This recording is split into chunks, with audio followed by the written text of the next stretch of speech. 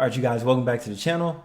Don't forget to like, comment, subscribe to the channel. We're trying to get it 1K. And we're in swipe culture. Everybody's busy. People are too busy to date traditionally, or a lot of people just don't have a lot of connections to single people, or, you know, they just don't have a large friend group to where they can meet singles just like them. But we all know that recently dating apps are under fire because they're charging men and not women just to read messages. So let's get into it with the professional matchmaker of what's going on with the swipe culture. Let's go. Surveys are finding that young Americans are feeling burnt out from the endless swiping and are ditching dating apps in search of real connections. Real. Our next guest, a fourth-generation matchmaker, says the best way to find someone is to utilize your community to build real relationships. Can't wait to hear about this. Ask a Matchmaker podcast host, Maria Agatides, joins us now with some dating advice. We're just going to go with Matchmaker Maria. Yeah. I have been looking at your stuff, and I'm blown away because it's so simple and so spot on. So let's just start with this. You say it's not meant to be, dating is not a solo game. You have to get your family and your friends and your community involved. And that's true, because if you think about it, you need to investigate the people that you take seriously in dating. Like, you need like a background check.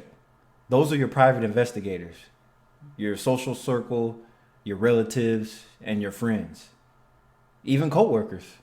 I mean, I don't recommend coworkers be involved in your love life, but I'm just saying your coworkers are like your second part of the family. You're going to spend more time around them than you are other people. So they could pretty much investigate for you what's going on. Are they a right match? Their history. And these are for people that are mature, not you idiots out there talking about, what's your body count? Dumbass. That's right. So prior to, let's say, the internet, the way our families met, the way our parents and our grandparents, and even possibly you, it was not meant to be a solo activity. You met people through friends. You met people through your community. Your parents may have meddled. And that was a conversation, because then you could talk more about your values and your community and what kind of life you want to live. But then online dating became a solo activity. For most people, they're on the couch by themselves, swipe, swipe, swipe, which is, it's so okay sad. to use online dating apps. I think it's a great Sounds tool, so lonely. but it's lonely and it creates social Too many atrophy. choices. No, it's not even that. The women on there are gold diggers. On top of that, a lot of them are sex workers. So that's another reason why not to engage in this swipe culture, because it's the worst of the worst. They're on there for a reason. The people on there are complete trash. Yeah, and too many choices, the paradox of choice, that's a big thing. In my book, Ask a Matchmaker, I do mention that a really good example, when my father went to Singapore to buy a watch and he was confronted with 1,000 watches and left the store with no watch because there was just so much. No, our defense secretary is in Singapore. Well, I hope he's not buying a watch. So you have very specific advice, like, because I love it. It's like 5-5-5. Explain it. People love a challenge, and I have the 5-5s challenge. The 5-5s challenge is to get you out of that social atrophy and actually recognize what your community is, if you have one, establish one, and If you have one. Well, see, the thing about that is that's where they messed up at, because the area of where you live in makes a difference too. The demographics of where you live.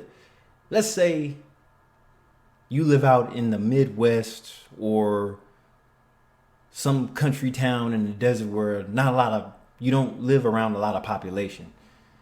You have whole towns that are on welfare and everything. Suppose you live somewhere out in the desert and all your neighbors are pretty much on drugs and cracked up.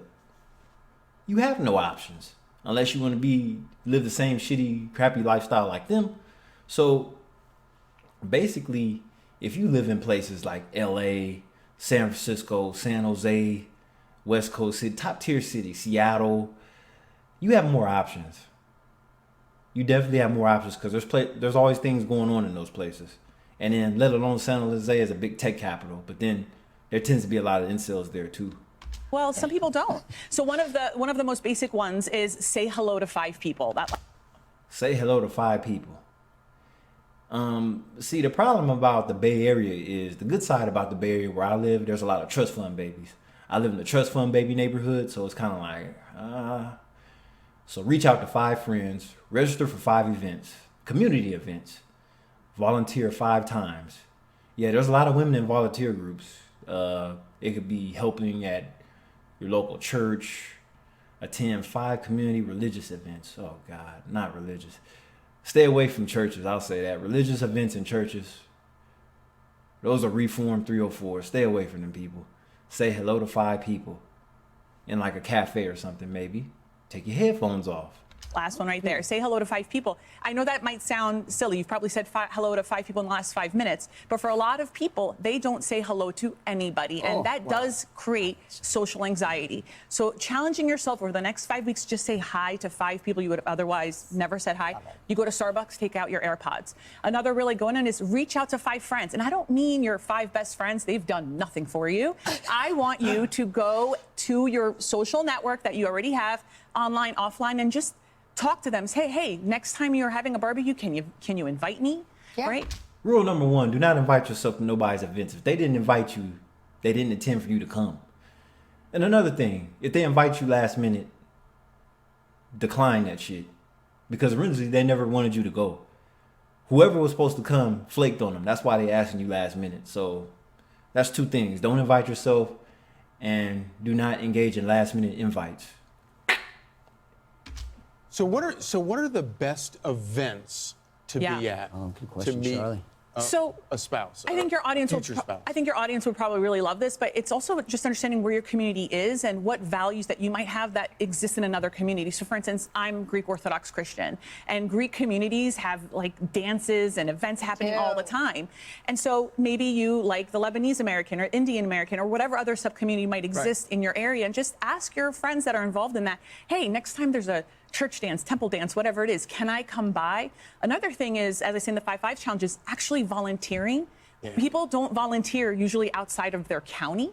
So as a result, when you're volunteering, even if it's the desk at a golf tournament, you are meeting people that are in And your that can be neighborhood, helpful in your when community. you go to a volunteer event. If your future spouse is not working and not doing anything, that might be, something for the future. Like, I want somebody who's caring, helping. Yeah, but also they might not actually be at that event, but you know who might be there? Their sister, their coworker. You're trying to build your social network. We have gotten rid of the 3rd place, right? The 3rd place is, what used to be after home and after work, the 3rd place where we can do other things and meet new people. But because we have work from home, but because of the social atrophy from the pandemic, we have gotten rid of the 3rd place. Do Okay, you have a last website thing, well, last thing I want to say, because before we go, is because we talked a little on the commercial break, you say married people are not doing their job. So finish off with that one. Yes, so married people are part of this conversation, and I really believe that they need to step up, because before people were on their couch swiping their soulmates, they had their friends meddling in their lives. They were hosting barbecues and inviting the people over. I love it. Matchmaker Maria, I love it. listen to what she's saying and lean into the awkwardness. Matchmaker.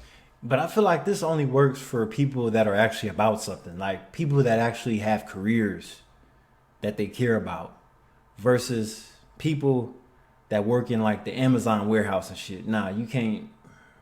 Those people are toxic as hell. Like those people at the Amazon warehouses, they all fucking each other in the bathrooms and shit. So that usually those type of jobs have like, you're surrounded by a bunch of low value individuals, people that just got out of jail and shit. Nah, this dating advice attends to elite people, professionals, not bottom tier people. You get that?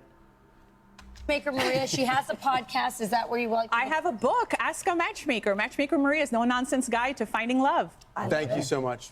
I'm Steve Ducey. I'm Brian Kilmeade. And I'm Ainsley Earhart. And Wow, that was pretty interesting advice. But that pretty much lends towards the old school way of meeting people. It's all about your community. Anyway, this is Kyle Vale. Hope you learned something that was interesting. I'll catch you in the next video. Peace.